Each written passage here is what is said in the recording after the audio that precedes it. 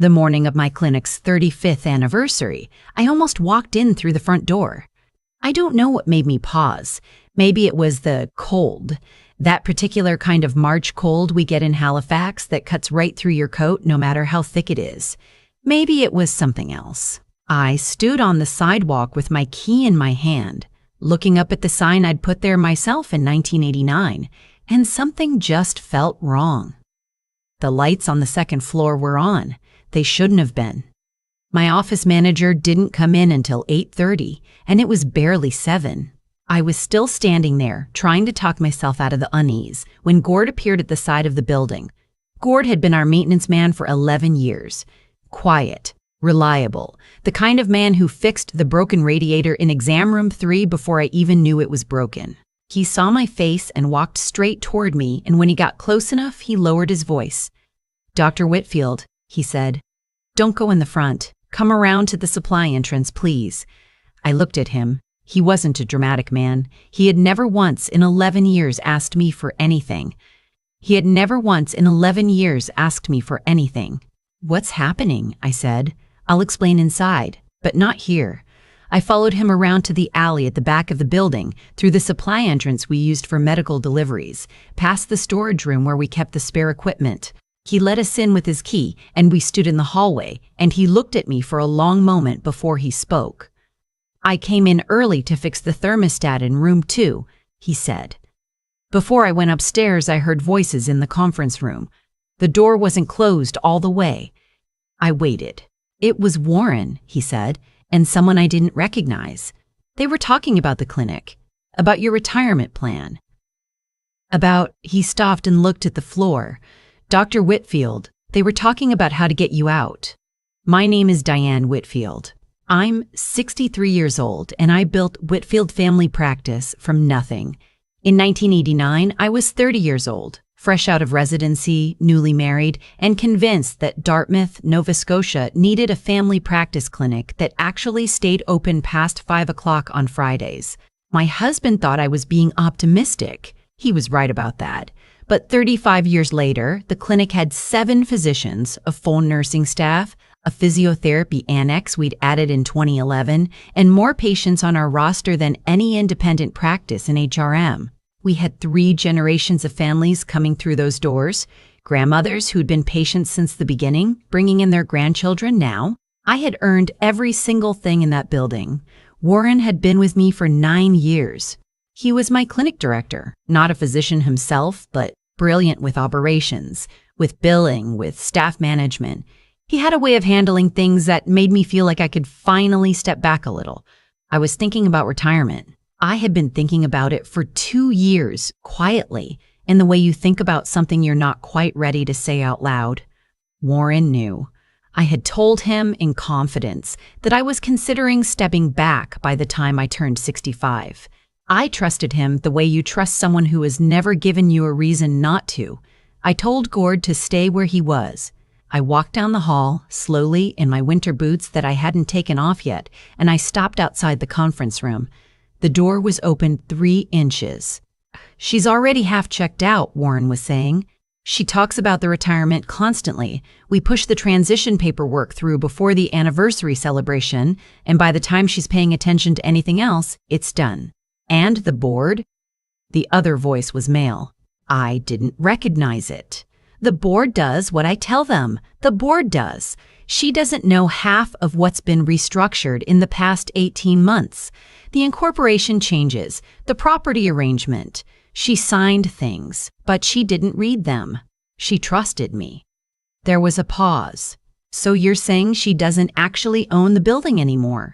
Not outright, not the way she thinks she does. And once the retirement transition is formalized, she won't have grounds to challenge anything." I pressed my back against the wall. 35 years. I had built that clinic for 35 years. I had worked evenings. I had worked through my father's death and my husband's heart surgery and a pandemic that nearly broke me in ways I still don't fully have words for. I had poured every year I had into those 7 exam rooms and that front desk in the garden out back that my nurses had planted in 2017 because they said the patients needed something living to look at when they came in. And Warren had spent the past 18 months quietly restructuring everything around me. I walked back to where Gord was waiting. "How long were you listening?" I asked him. "Long enough," he said. "I'm sorry, Dr. Whitfield. I didn't know what to do. I've been standing here for 20 minutes trying to decide." I put my hand on his arm briefly. I told him he did the right thing. I meant it. Then I went back to my car, sat in the driver's seat, and called my daughter. Petra, my daughter, not my patient, answered on the second ring, which told me she was already awake. She was 34 and worked in commercial real estate law in downtown Halifax, which was either a coincidence or the universe being deliberately useful, depending on how you wanted to look at it. "Mom," she said, "you okay?" "I need you to come to the clinic," I said. "Not through the front, through the back. And bring whatever you need to look at corporate documents." She was there in 25 minutes. I had been doing my own digging while I waited. I went into the supply room, locked the door, and pulled up every document I could access remotely. The corporate registry, the clinic's insurance filings, the property records for the building I thought I had paid off in 2018. I was not a lawyer, but I had been running a business for 35 years, and I knew what I was looking at well enough to understand that something had shifted. The incorporation structure that I remembered was not exactly the structure that appeared on the current filings. There were holding company names I didn't recognize. There were directorship changes that I did not remember approving. My hands were very steady. I noticed that about myself later, that I was not shaking. I was cold and I was furious, but I was not shaking. When Petra arrived, I walked her through everything I'd found. She sat on an upturned supply crate in her good coat and scrolled through documents on her phone for 40 minutes without saying very much. Her face did the thing it does when she's working, went very still and very focused, like she was moving slowly through a room full of glass. "Mom," she said finally. "Yes, how much did you know about the 2022 restructuring?" "What I was told, that it was a tax efficiency measure." "Warren handled it." She looked at me carefully. "Did you sign a document in April of 2022 authorizing the transfer of directorship of the property holding company?" I thought about April 2022. My husband had had his second cardiac event in March of that year. I had been back at work, but not entirely back. I had been signing things Warren put in front of me because Warren had never given me a reason not to. "I may have," I said. "I don't remember it specifically." My daughter was quiet for a moment. Then she said, "Okay, here's what we're going to do. And we have to move fast, because if he pushes through the retirement transition paperwork today, at the anniversary, with witnesses, it's going to be much harder to unwind." She was very calm when she said it. I have always been proud of how calm she is in a crisis. I don't entirely know where she got it.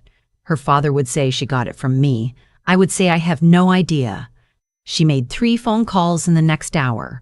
One to a colleague who specialized in corporate fraud, one to a contact at Service Nova Scotia, one to a senior partner at her firm who she said owed her a favor and was going to have to pay it back today.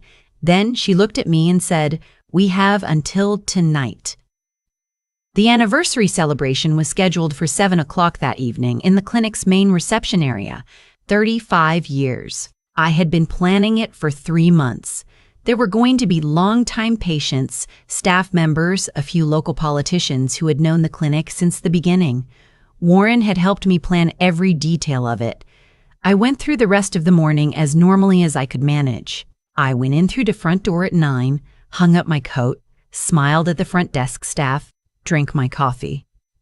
Warren came in at 9:30 with that particular warmth he always brought, the kind of warmth that I now understood was a performance, or at least partly one. He talked to me about the evening's arrangements. He mentioned, casually, that he'd brought the transition paperwork for me to review when I had a moment. A formality, he said, just to get it on record. "Of course," I said. "Let's find a moment this afternoon." I smiled at him. It was the hardest smile I've ever held on my face. At 11 o'clock, my daughter arrived at the clinic as though she were simply visiting. She was good at this. She'd had years of practice keeping her face neutral in rooms where other people didn't know what she knew. She brought 2 colleagues with her, and they spent 3 hours in the small meeting room with every corporate document Petra had been able to pull. I checked in twice. They barely looked up. At 2:30, Petra came to find me in my office.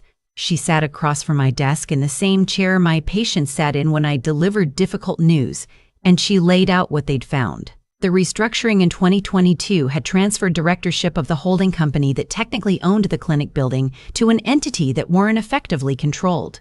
It had been done in a way that was almost certainly fraudulent. My signature had been obtained under circumstances that would not hold up as informed consent, but it had been done carefully, with just enough paper trail to make it look legitimate at first glance.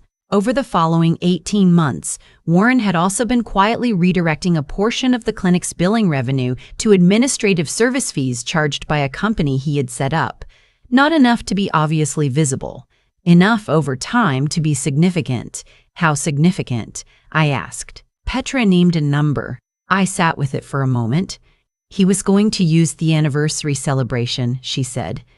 Get you to sign the retirement transition documents in front of witnesses in a context where everything looked celebratory and legitimate. Once that was done, the ownership questions would have been much harder to raise without looking like you were backing out of a retirement you'd publicly committed to. He knew me, I said. He knew I wouldn't make a scene. He knew you trusted him, she said. That's different. There's a particular kind of grief that comes with realizing someone you trusted was always measuring what they could take from you. It's not the same as anger, though the anger comes too. It's quieter than anger. It's the feeling of going back through years of small moments and seeing them differently. The time he'd suggested I hand off the financial review to him because I was stretched too thin. The way he'd always had explanations ready before I finished asking questions.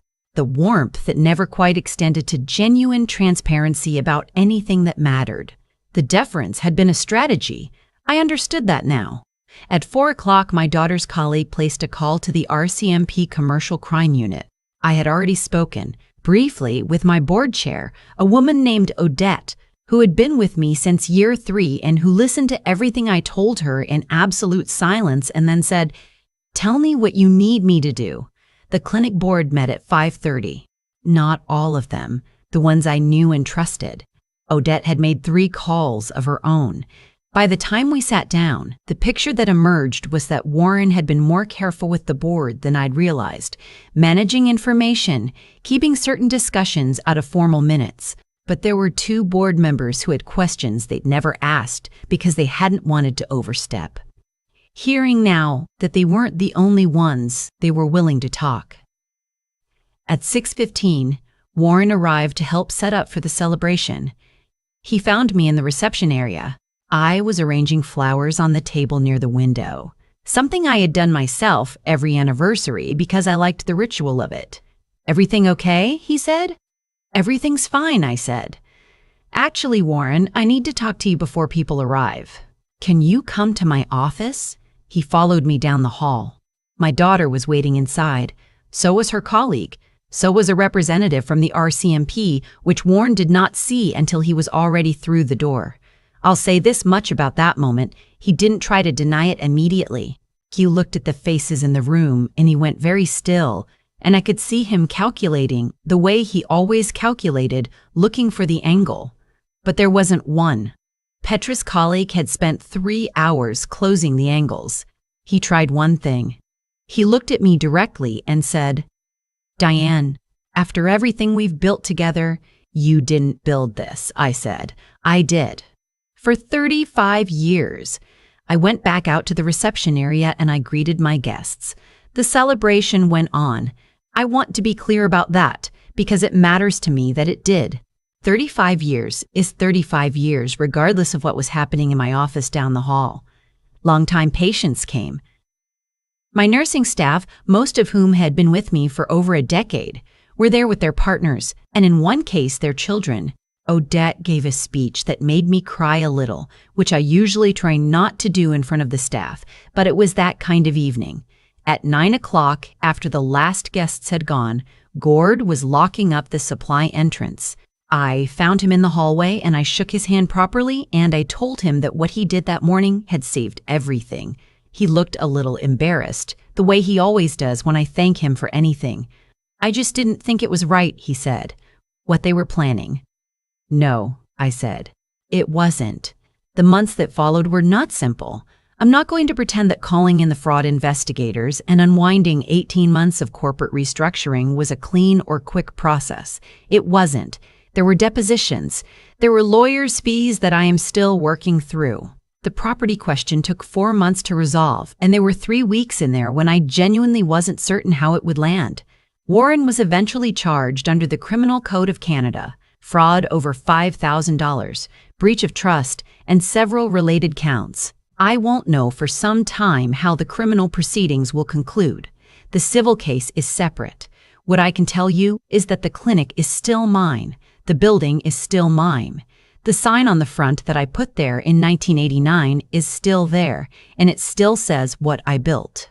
My daughter asked me once in the middle of all of it whether I blamed myself for trusting him. I thought about it honestly. I trusted him because he gave me reasons to, I said.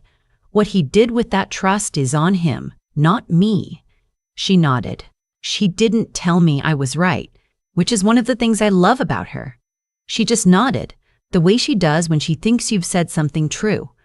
There's something I've been thinking about in the time since. I had been holding the clinic so tightly for so long. Every decision, every detail, every contract, partly because I built it and it was mine, and partly because, if I'm honest, I wasn't sure it would hold without me holding it. What Warren did was a betrayal. But the space he was able to operate in existed partly because I had never fully let anyone else see the whole picture. I'm not making excuses for him. What he did was calculated, and it was cruel, and it was a crime. But I've been thinking, since then, about what it means to build something durable versus something dependent.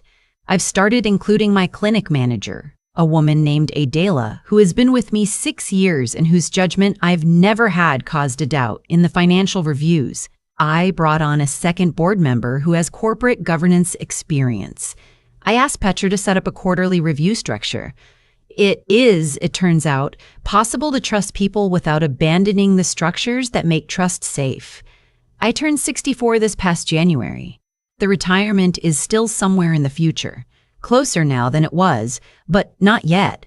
I'm not ready. I've still got things to do in those 7 exam rooms, and there are families I've been watching for 3 decades who I'd like to see a little further down the road before I hand anything over. The clinic had its 35th anniversary, and then its 35th year plus a few months, and the work went on.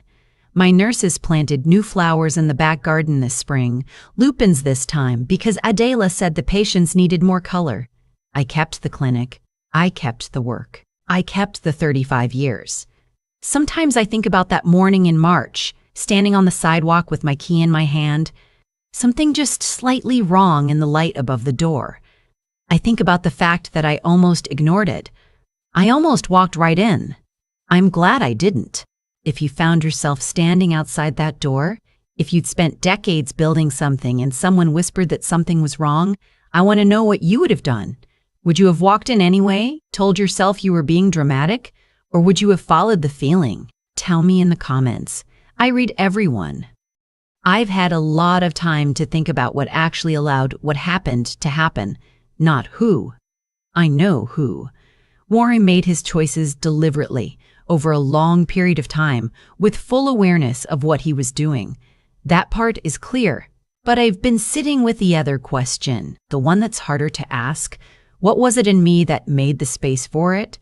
I trusted him because trusting him was easier than staying vigilant. After 35 years of holding everything myself, every decision, every contract, every difficult conversation, I was tired in a way I hadn't fully admitted to myself. Warren arrived, and he was capable, and he was warm, and he handled things, and I let myself believe that meant I could finally exhale. That's not stupidity. That's exhaustion. But it's also something I had a responsibility to notice, and I didn't. What I've come to understand is that the people who take advantage of trust don't usually do it all at once. Warren didn't walk in on day 1 and start restructuring my company. He spent months, maybe longer, learning exactly where my attention was and where it wasn't. He learned what I would sign without reading because I was stretched thin. He learned what I would defer to him on because I was grateful not to have to think about it. He built his scheme inside the exact shape of my blind spots. And the only way I could have seen it sooner was to have been more honest with myself about what those blind spots were. That's the thing nobody tells you about building something for decades. The vigilance that built it doesn't automatically stay with you. You get comfortable. You get tired. You start to believe that because something has held for 30 years, it will keep holding on its own. It won't. The structures that protect what you've built need tending the same way everything else does. Gord saw what I missed. My daughter Petra moved faster than I could have moved alone.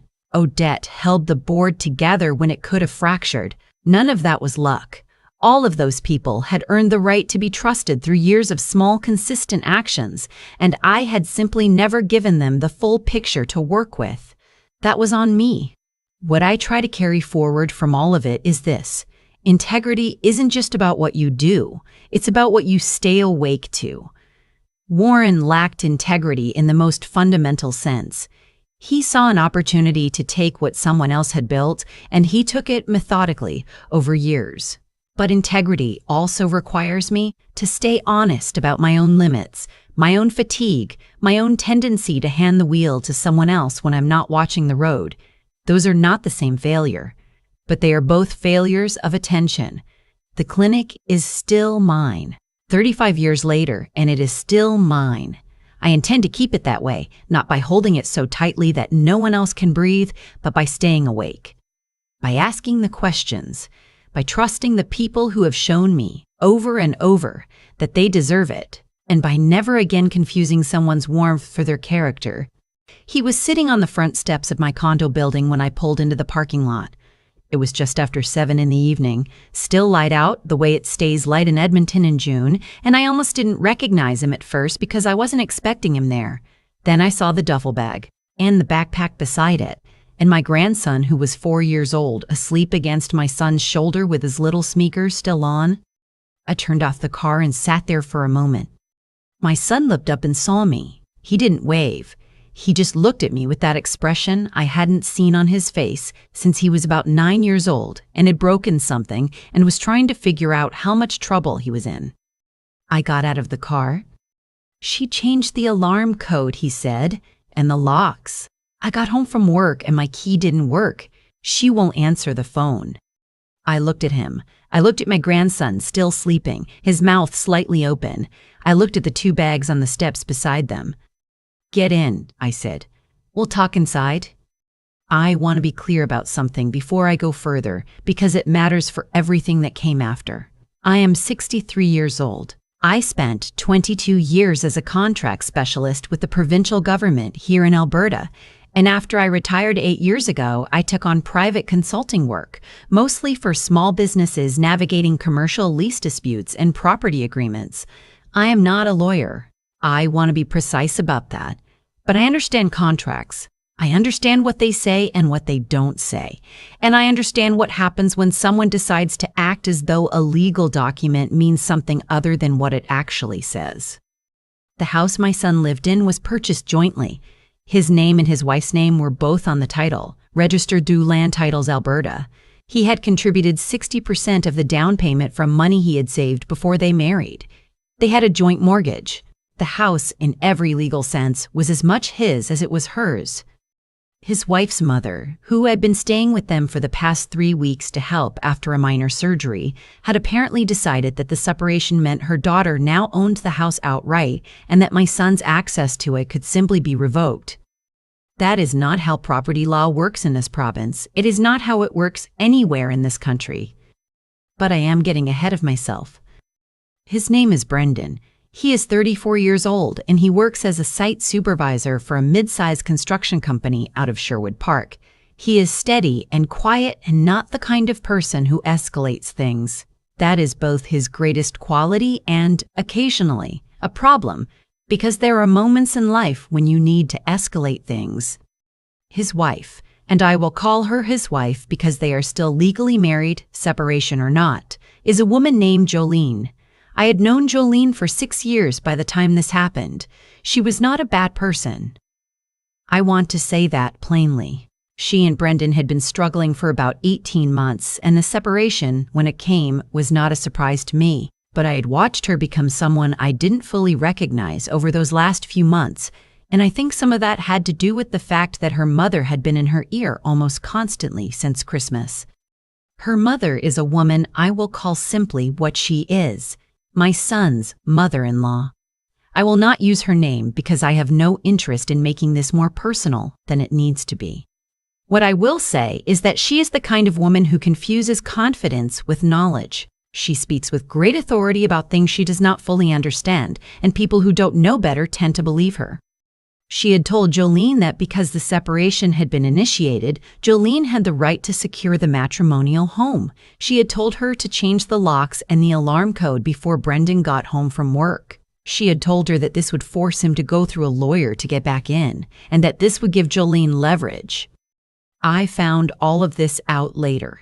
That evening, sitting at my kitchen table with a cup of tea I had made mostly to give my hands something to do, what I knew was this: my son had been locked out of his own home. His 4-year-old son had been handed to him on the front porch with a duffel bag, and his wife was not returning his calls. My grandson had woken up by then and was sitting on the couch watching something on my tablet, unconcerned, the way small children can be unconcerned when they don't yet understand the shape of what is happening around them. "Do you have any paperwork from the mortgage?"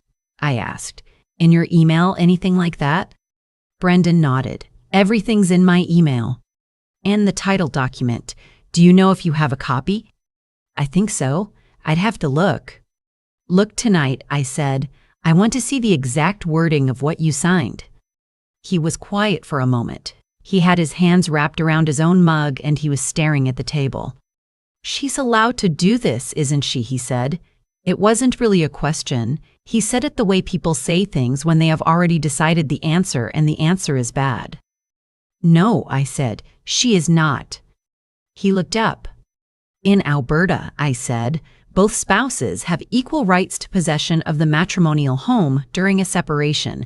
That is in the Matrimonial Property Act. It doesn't matter whose idea the separation was. It doesn't matter what her mother told her. You have the legal right to be in that house. Changing the locks to exclude you is not a permitted action." Brendan was quiet. He had that look again, the one from the parking lot, but something had shifted in it slightly. "So what do we do?" he said. "We document," I said, "and then we send a letter." I should explain something about the way I approach these situations, because it is the thing that has served me better than almost anything else in my professional life. Panic is understandable. I have felt it myself. But panic does not produce useful documents. Panic does not write clear letters.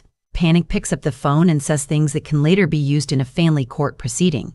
The time for moving quickly is real, but moving quickly and moving frantically are not the same thing. We spent that evening pulling together what we needed. Brendan forwarded me the mortgage documents from his email. He found the title registration confirmation that the lawyer had sent them when the purchase closed 4 years ago. Both names.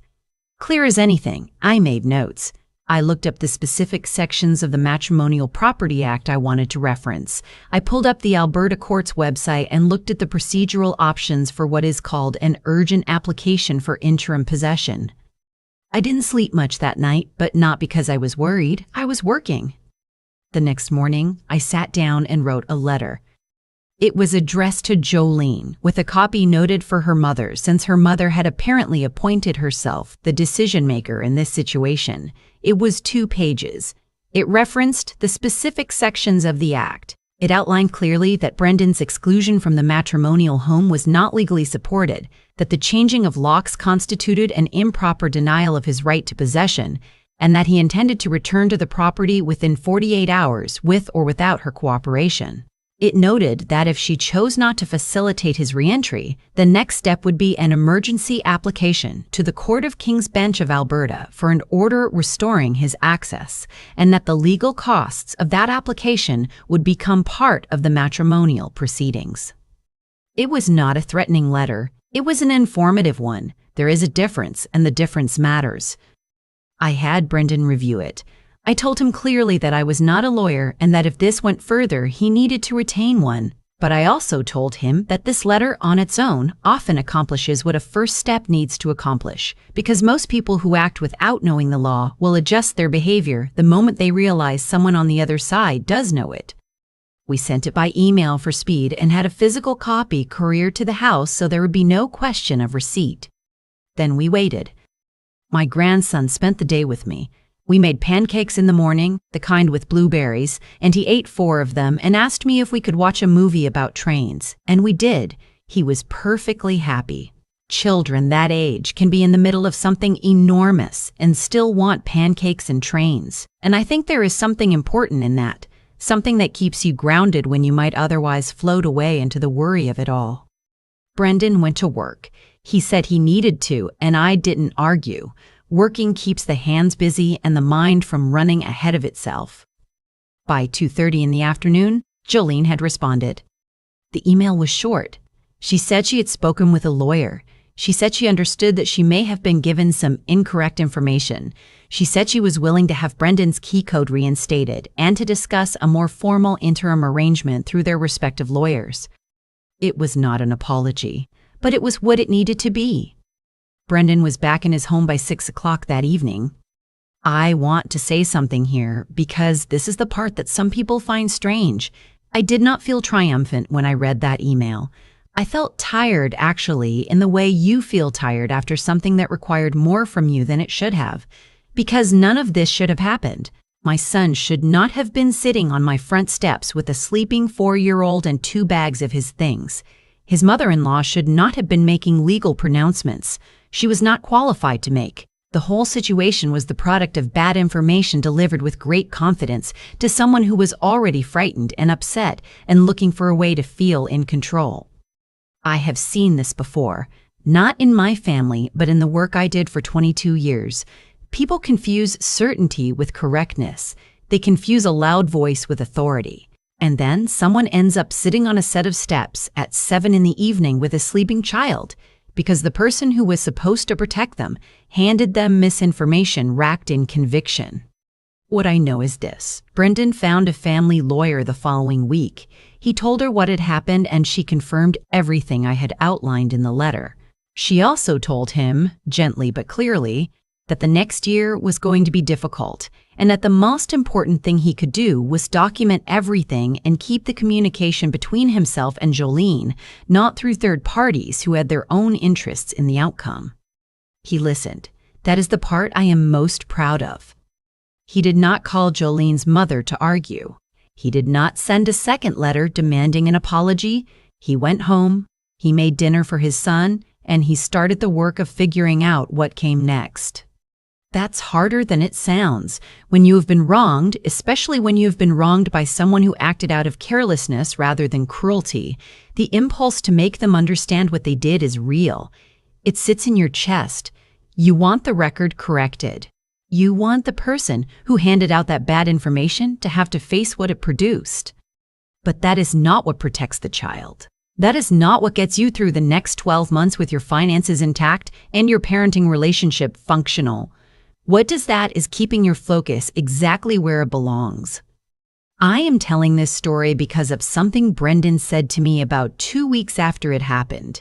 We were having dinner here, the 3 of us, and his son was in the other room, and Brendan looked at me across the table and said, "I didn't know I could do anything. I thought she had the right to do that."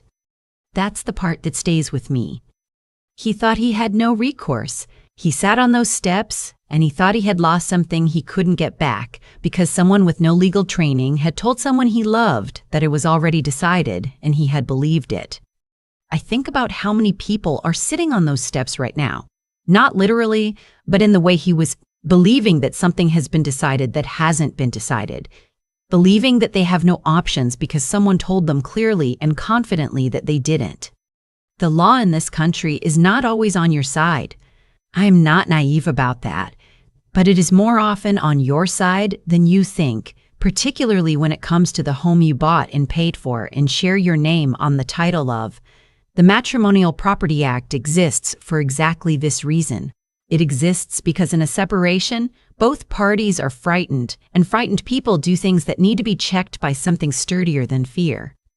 If you are in a situation like the one my son was in, if you have been told you have no right to your own home, or that your name on a title means nothing, or that you simply have to accept whatever terms are being handed to you, I want you to know that you should check that.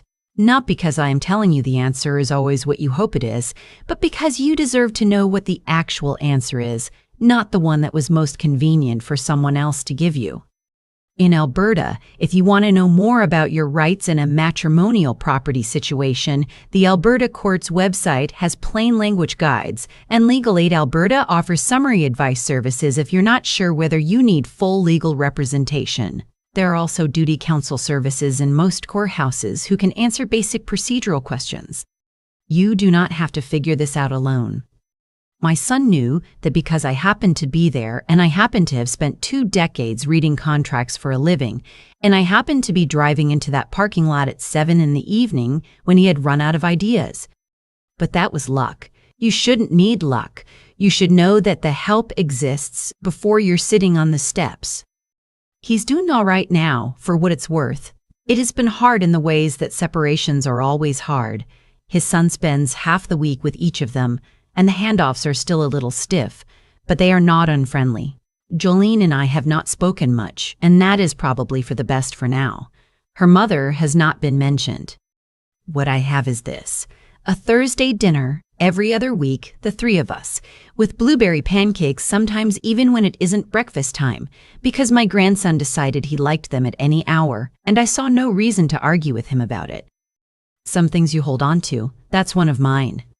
I keep coming back to the moment in the parking lot, not the letter I wrote, not the email from Jolene the next afternoon, not even Brendan getting his key back, just that first moment, my son on the steps, 2 bags beside him, a sleeping child against his shoulder, and the look on his face that said he had already decided it was over. What stayed with me was not the injustice of what had been done to him. It was how quickly he had accepted it. I think that is what happens when someone speaks with enough certainty. You stop asking whether they're right. You just absorb the conclusion and start arranging your life around it. Brendan is not a passive person. He manages a construction crew. He solves problems for a living. And yet he sat on those steps and waited because a woman he didn't even particularly respect had handed him a verdict and he had taken it. That is worth sitting with. It is worth sitting with because I have done the same thing. We all have. There are moments when someone's confidence outweighs our own knowledge, and we defer, and sometimes that deference costs us something real. What I learned over 22 years of reading contracts is that the people who do the most damage in those kinds of disputes are rarely the ones acting from malice. They are the ones acting from incomplete information delivered with total conviction. His mother-in-law was not trying to destroy my son's life. She genuinely believed she was right. That is almost worse in some ways, because it means there was no moment where she paused and weighed what she was doing. She just did it, confidently, and walked away. The thing that protected Brendan was not luck exactly. It was that he had someone nearby who had done the work of knowing. Not brilliance, not connections, just years of quiet, unglamorous attention to how these things actually function. That is what I want to say plainly. The knowledge that mattered in that situation was not complicated. It was specific, and it existed, and Brendan had access to it because someone in his life had bothered to accumulate it. He did the right things after. He found a lawyer. He kept his composure through handoffs that were uncomfortable. He did not retaliate when retaliation would have felt satisfying. That took something from him. I watched it take something from him, and I think people underestimate how much steadiness costs when everything around you is uncertain. It is not passivity. It is a decision you make every single day to stay the course when the course is hard and the outcome is not yet visible.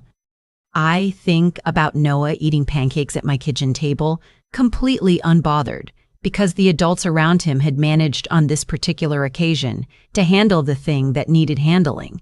He does not know any of that. He just knows his grandmother makes good pancakes. That is the outcome I was working toward, not vindication, not an apology from anyone, just that.